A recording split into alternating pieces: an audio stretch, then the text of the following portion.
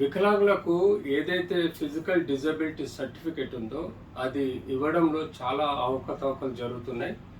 నేను ఆ బోర్డులో ఉన్నప్పుడు కూడా ఎన్నో విధాలుగా అబ్నార్మల్ ప్రెషర్స్ కూడా ఎదురు చూశాను.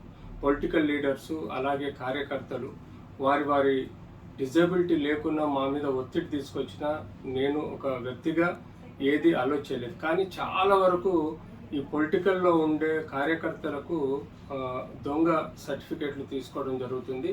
చేయి వంకర పెట్టి కాలు వంకర పెట్టి ఫోటోలు తీసి ఆ ఫోటోలు ద్వారా వాళ్ళు దొంగ సర్టిఫికేట్లు ఎన్నో ఉన్నాయి. వీటిని కంట్రోల్ చేయాల్సిన అవసరం ఉంది, లేదంటే రీఎవాల్యుయేషన్ చేయాల్సిన అవసరం ఉంది. దానికి తోడు ఈ యొక్క ఎడిటింగ్లో ఏవైతే నేమ్ డీటెయిల్స్ వారికి సంబంధించిన పర్సంటేజ్ ఆఫ్ డిజబిలిటీ ఇవన్నీ కూడా తప్పులు తడకలాగా తయారైంది.